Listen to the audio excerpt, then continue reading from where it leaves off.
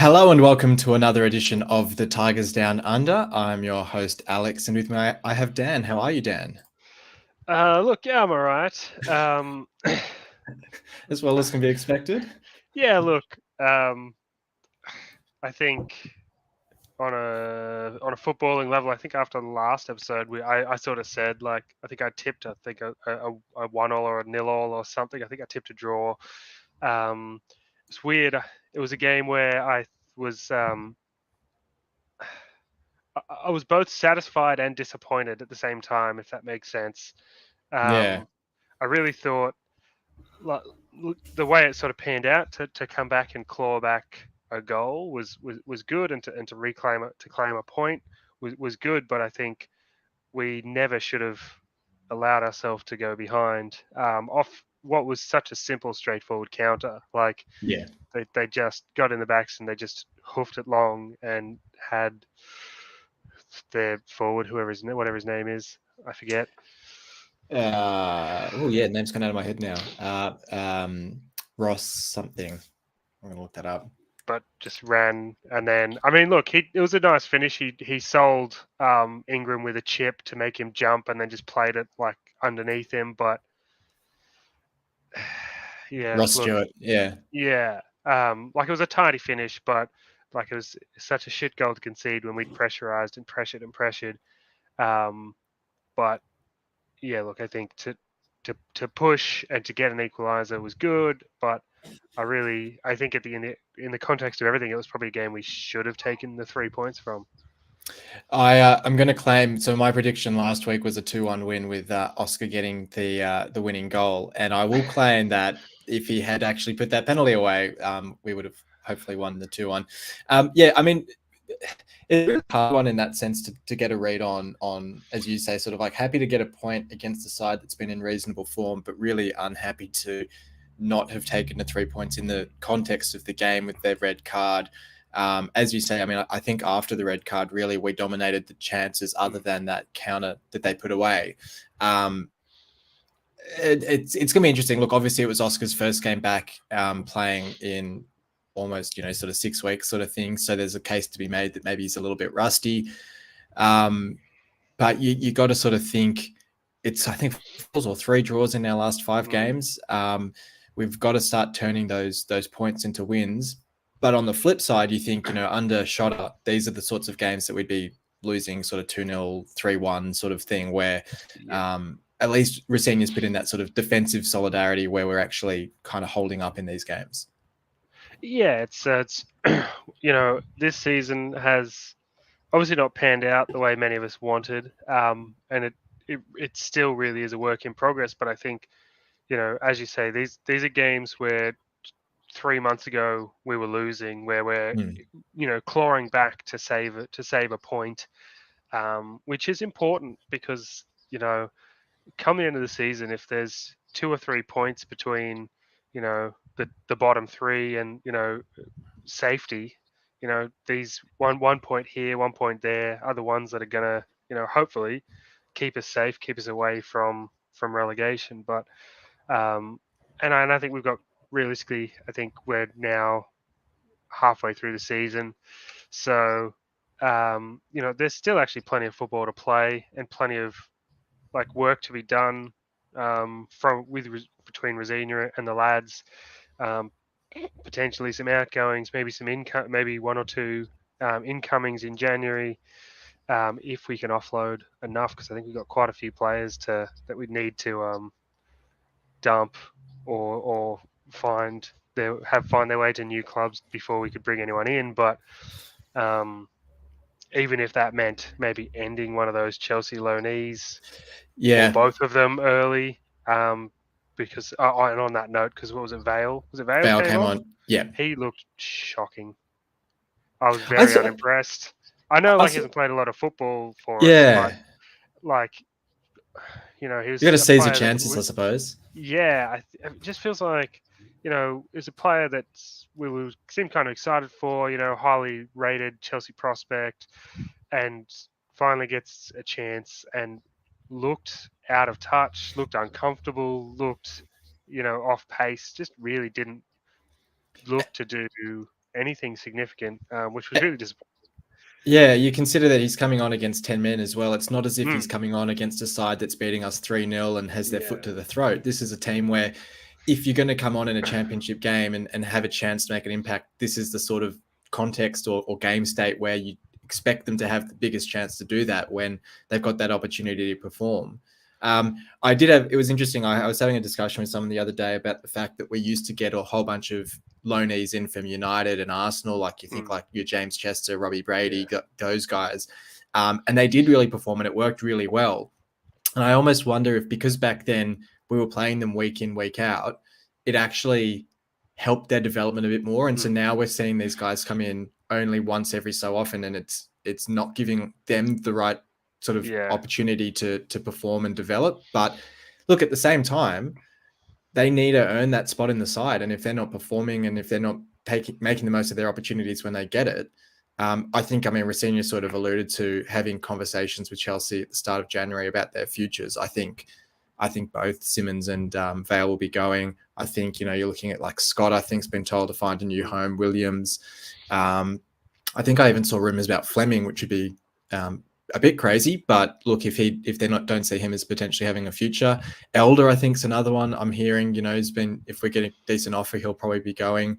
I sort of wonder a bit if we're seizing on Greaves' great form at left back a bit too much and saying, well, sweet, we just get rid of the other left backs who aren't good enough, and then Greaves could, to have a horror month of games at left back, and we go, oh geez, we actually do need a left back, but or get injured. Or get injured, yeah. But look, like as you say, and Smith up top probably on his way out as well, even though he looked okay against Watford. There's a lot of players that could be shifted. Doherty, I think, was getting interest from West Brom as well. There are a lot of players who could get shifted to then, you shift 6 or 7 out, you bring in 2 or 3 great players. Maybe it tightens up the squad a bit more. But look, talking about the squad lineup, just popping back to that for a second, bit of an interesting one. We saw, I think, Christie lining up at centre back.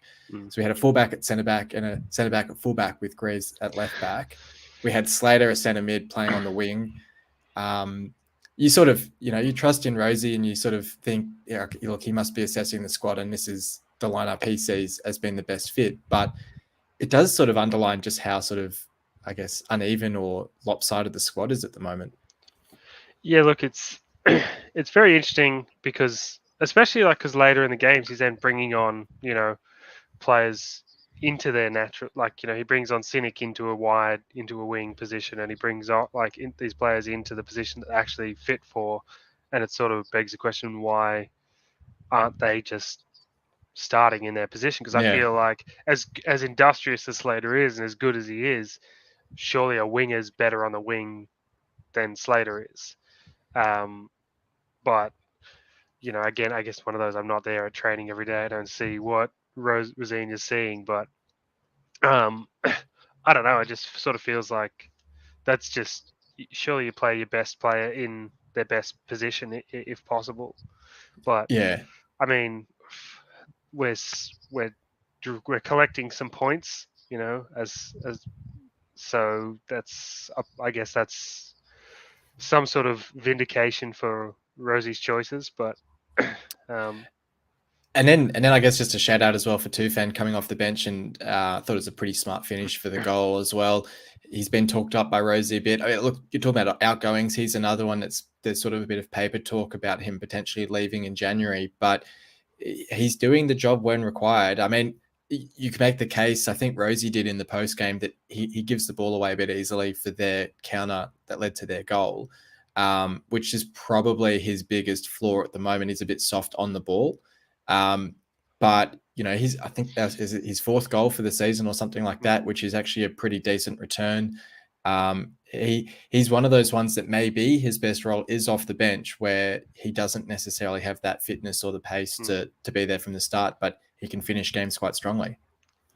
Yeah, look, I think the other thing was that after the game, Rosenior basically said Tufan comes into his thinking heavily for starting the next match. So, but yeah, look, desired impact. I thought as I think we talked about a couple of weeks ago with Pelkas's injury, has the ability to unlock defenses, but he's not as mobile and doesn't sort of get around as much, and I think that's sort of a bit of a detriment in his game. But I think you saw like he does when he gets in and around the box, he's dangerous, and he can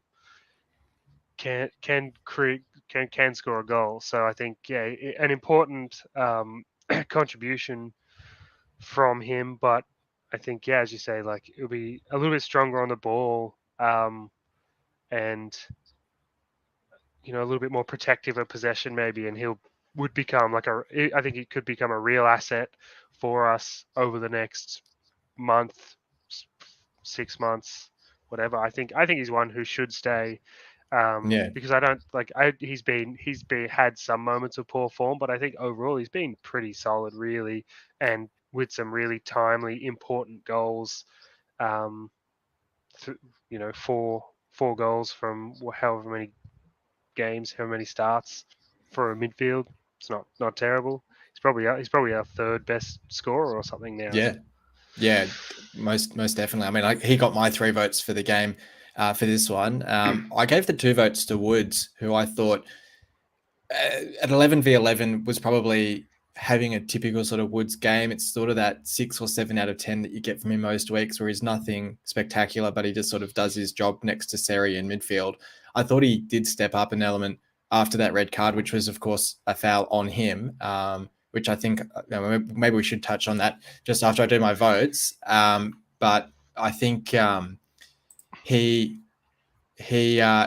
mean, obviously he put the ball in for Tufan's goal. He seemed to put himself about quite well.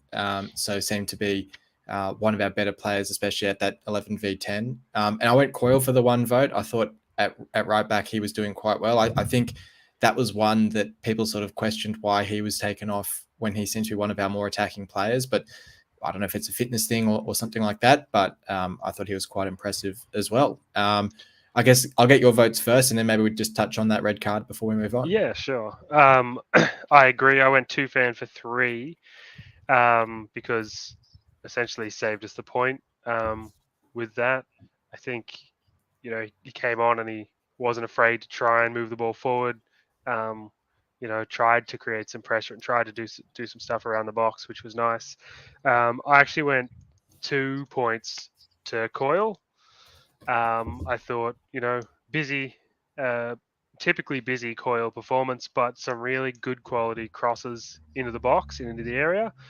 For some reason, nobody, either attacking or defending, could get anything on any crosses into the box in that game. It was the weirdest. I've never seen so many balls go through the box and not hit anyone and come out the other side.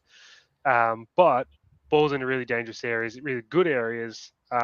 Which Oscar should be putting them away. There was. I was watching some of the highlights before, and there was one where he was too busy wrestling with the defender in front of him instead of trying to push past him and get the head on. There was one that flicked past, and the keeper had to. I think that was from Seri, but flicked past. The keeper had to get a hand to it and pat it away. And I thought seemed like the sort of one where Oscar would have been waiting to pounce, but wasn't. And I actually gave 1 point to Seri for actually pretty much the same reason. Really good, some really nice quality balls into the box. That one that I just touched on, and a few others. And again, he seems way more tenacious, I guess, under Rosina than he did under our previous managers. He seems willing to really fight tooth and nail to keep a hold of that ball and keep possession, much more than he was earlier in the season. But I think there's been a couple of comments about that where they basically have said Shotto was nice, but we didn't really know exactly what he wanted. Whereas Rosini is super clear and just saying I want you to do X, Y, and Z. And I think the players starting to respond to that, to that level of instruction. So 3, 2, 1, Tufan, Coyle, Seri for me. Yeah, nice one. I guess on the red card, just quickly before we move on, and actually before we move on as well, I'll do a little update because we're now at the halfway point of the season. I'll give our top 5 for our votes at this point of the season. But on the red card, first of all, I mean, it's a pretty rare sight that you see someone going off on a stretcher being handed a red card as sort of thanks for their efforts. But it reminded me a little bit of Oscar's red card a few weeks before. Obviously, Oscar's made contact with the guy's head, but this is it's almost more vicious, but to a less dangerous part of the body, if that makes sense. Where it's a more like considered and deliberate sort of.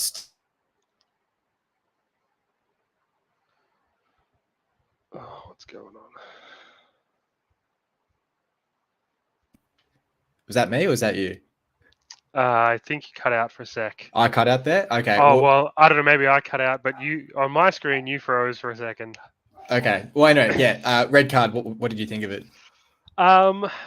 Look, it was weird in live play. And at first glance, it looked like they both just challenged, and I was like, oh, that's a 50-50 bad collision, sort of either way. But when you look at the replay, and he's got his studs raised up and go like, it's dangerous, it's reckless, it's pretty much fits all the bill for being a red card, and it's just unfortunate, I think, for was it what's his name? Embleton? Yeah. Embleton, that that he ended up coming off second best, and I hope he's okay. Like I hope that in the wash that he's okay, and there's nothing serious about that, but his injury. But it's certainly rare to see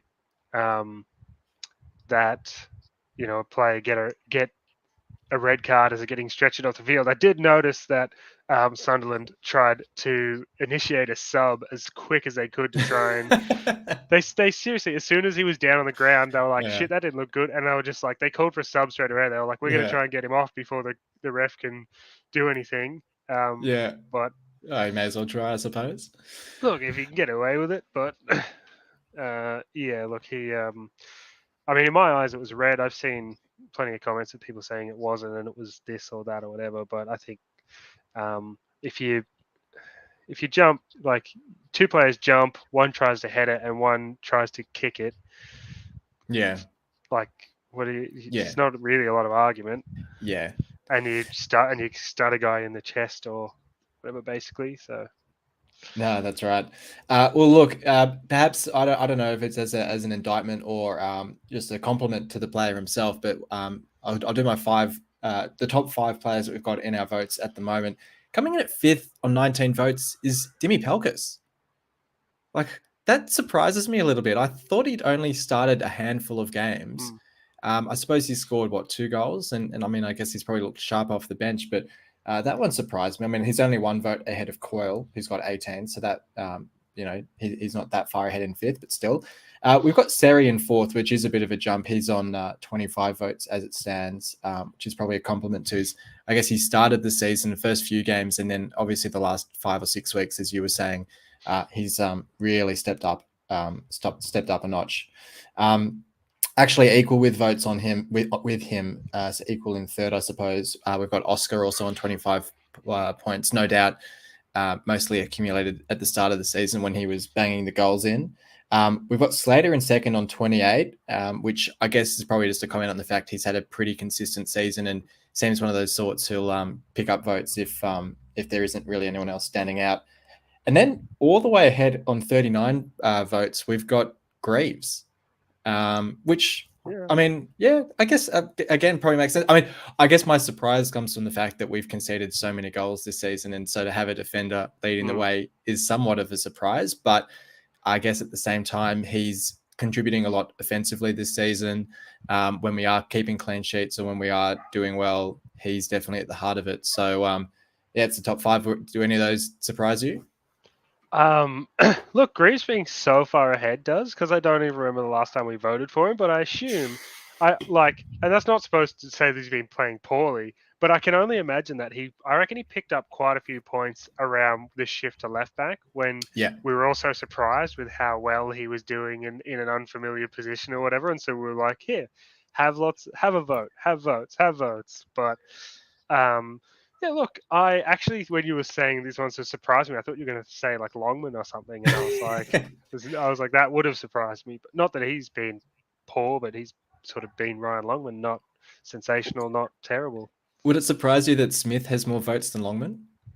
I mean, Smith has 6 and Longman has 5, but yeah, right. Yeah, there you go. Surprise. Anyway, look, we'll move on. Look, just let's touch really briefly on it because we're heading into the January window when the next episode goes to air. Transfer news been linked to a centre back from Hibs who seems pretty highly rated, sought after by a few clubs. Ryan Porteous. We've also got Malcolm Ebiawi, who's at Crystal Palace, I think formerly of Derby, and worked with Rosenia there. So seems as if we're the front runners to get him. Sort of tricky, pacey winger. Does seem the sort that we'll need, especially with guys like Ali and Cynic not coming on as well, but Ali out injured for the time being. Seems the sort of players we should be targeting. Anything in particular that you think we need to look at in January? To be honest, I don't know. Not really. I mean, I'd say it just has to be in the forward area, really. I wouldn't mind. I feel like the Porteous one is unlikely because it feels like most of the reports I've read is that we're not going to offer a lot of money. But like, I wouldn't necessarily mind a decent centre back, but I feel like if someone like that came in, that would be basically being able to say like, Figueiredo, you can go. I feel like that would be the situation. It would be one in, one out, potentially in that area, but securing a player first. Yeah, or if we got a big money offer for Greaves, I suppose. Yeah, I suppose. Yeah. In terms of the Ebiawi, yeah, like I think just some more options up front. I think yes, we've got Tete Ali to come back, and that's good. Traore as well, and Salah. If we keep him. Well, Traore was Traore. I thought he was a defensive mid. Is he an attacking mid? I thought he was more. He's more like Or more like a like box to a box? like a box to box. Yeah, Yeah. yeah, like a sort of Doherty role, I suppose. Yeah. So that's I think like that gives plenty of options in that midfield three. But I think like Cynic, Longman, Oscar, Tufan, Smith. Yeah, he's been better lately, but again, would I keep him if there were better options there? Tete and Ali come back. You've got a decent spread there, and yeah, I don't know. A young winger or something who has something to prove, who would come in and show no fear, or would be real good. And I think like if you had Tete and Oscar, then you've got two solid, experienced, forwards who can play either in there or, Tete was playing as a winger, matching, like linking up with Oscar. But I think you get a fair bit of versatility there. I don't really. We got a decently sized midfield sort of squad. Um, the the backline's okay, I guess, while everyone's fit. But even if like, I think you've got cover there. Like I think we talked about for the first time, we've almost got cover across the whole backline, even with Jones out illness or I think it was. injury Oh or yeah. like so much cover you don't even need to bring in a centre back to cover him. But like I don't know. Yeah, I think that'd be my main. I think really we just need to find a way to unlock our attacking threats. I think like probably something to replace Pelkas because I tried to do the maths and I was 3 months. That takes him to like mid-March. He's potentially back from injury or something, and that leaves him a month or something of games, which is 4, 6, something like that, maybe. Unless we have a miraculous cup run and that pushes some fixtures back or something. But look, I think it'll depend on who we can get rid of, and I think as we sort of touched on before, if we can flick those two Chelsea loanies back, and they'll be fine. They need to go somewhere where they're getting more game time, and I think like probably League One or something is going to suit them more. And like people want to say that League One's so much worse than the Championship, and you go, well, Sunderland came up from League One and they're flying high. Yeah.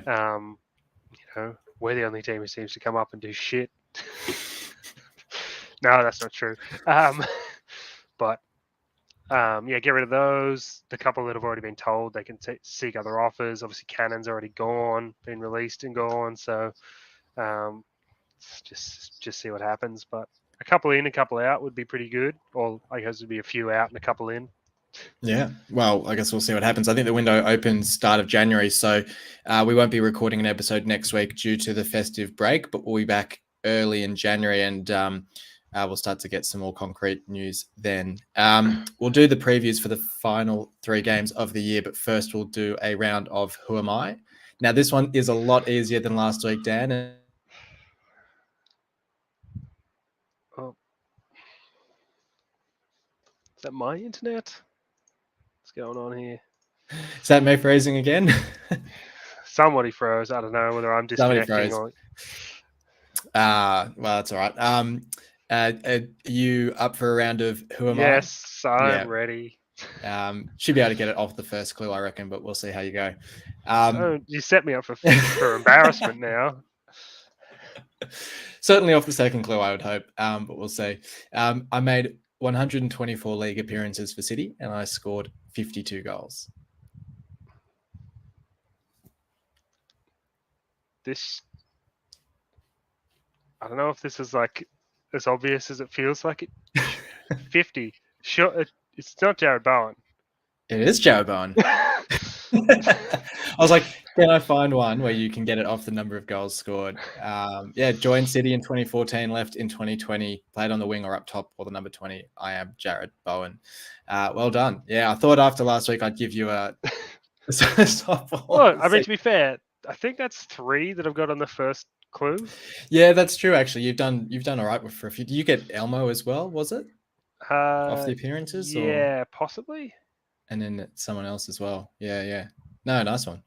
I was like, it's gettable. I can't think of too many. I mean, Windass is probably the only other one in the last 15 years who's got over 50 goals for us. So yeah, well, how many? I would have thought, like, because Hernandez, but he's only like 30 or 40 or something, or is he 35 or 40s? 40 or Yeah, 35. because I was like, because he had the 22 goal or whatever it was championship season for us or whatever, and then still banged in a bunch the half season after. I think.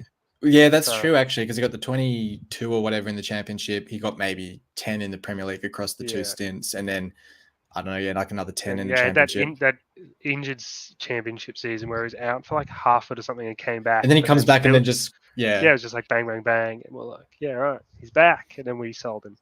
Or left or whatever. Well, yeah, I think we were always going to release him, and then the club comes out and is like, we've the club come out and they're like, oh, we that's all right. Sorry, I was like recharge headset, and I was like, shit. I was just gonna say, it was I think we're always gonna release him, and then the club comes out and they're like, oh yeah, we've offered him a new deal, and everyone goes, oh, but it's like they probably offered him like 2,000 a week or something just to offer it. Anyway, yeah, Jared Bowen was the answer, and I think it was his birthday the other day, so I thought I'd chuck him in there. Cool. Okay, well, we've got the 3 games. We've got Blackpool coming up this weekend. I think we've then got Birmingham. We've got Blackpool on Boxing Day. We've then got Birmingham and Wigan before the turn of the year. I mean, Birmingham may be a bit deceptive. I mean, they're sitting in 8th on the table now, and they've actually hit some pretty decent form and beat us earlier in the season, I do believe. But as a collective, as 3 games, it does look quite an inviting set of run of fixtures, really. I mean, we sort of talked last week that obviously if we've got the 3 points against Sunderland, it puts us in a great spot heading into these games and gives us a really big opportunity to surge up the table. But even coming off a draw, you look at Blackpool and Wigan sitting in the 2 spots behind us on the table, you win 2 of these, and I would think you're jumping up, I don't know, 5, 6 places in the table. I think Birmingham were like 13th or something in the table. They beat Reading and all of a sudden they were 8th. So it's still a really congested table. Like we're only 8 points off the playoffs, all being said. So when you look at these 3 games as a collective, what's the points total you're looking at? What sort of optimism do you feel, or how do you feel heading into them? I think, yes, there were 2 draws over the last 2 games, but I think, there's been a nice like defensive solidarity without potentially, not a lot of bite up front. But I think, one of those games we didn't have Oscar, then we did. But as you say, he hasn't played in quite a while. So that game's probably would have been good for him. some players again opportunities to prove themselves over the coming games. But I reckon 3 games thick and fast before the new year should be good. I reckon like I'd be aiming at least I think 6 points is pretty much a minimum from these. Yeah. Or like I don't know, 6 points would be good. I reckon like 5 points is probably a minimum. You know, Mm. I can't see us. We cannot really like if you had to draw If you're if you going to drop lose, you points, lose you to have to go. Birmingham. Yeah, if you drop points, or you have to win the other two, it's sort of one of those, Yeah. or you've got to be picking up points in every game. So I think like as an absolute minimum is 5. Yeah. 3 is unacceptable. 9 is obviously sensational. 6 is probably about where I expect us to go. 7 would be real. I'd be very pleased with that. Yeah. I don't know. That's sort of the spread. Seven. It's a weird one. I think like Yeah. Yeah. It's like weird when you 6. sort of I think think with the 6 is different. 6 is probably what I target really off the Yeah. 3. But it'd be better to take points from all 3 games if possible. And it's almost, I mean, it's obviously very early to start thinking about relegation battles and taking points off, 6 pointers, that sort of thing. Obviously, when you're talking 6 points, if you're going to beat Blackpool and Wigan and lose to Birmingham, that's probably the way you'd want to do it. You pull away from the bottom 3. But yeah, as you said, I think 7 or 9 would be like fantastic to me. Just going undefeated in these and picking up 2 wins would be great. 3 wins would be sensational. I think 3 wins would almost without looking too close at the table, I'd say you're almost looking at jumping into the top half or on the cusp of the top half if you're getting 3 wins from 3. I think heading into January in some good form is really important as well, just so that we have, look, I don't know, like you don't want to be in deceptive form where you sort of sit there and go, oh, like we're fine, like we don't have to add that much in January.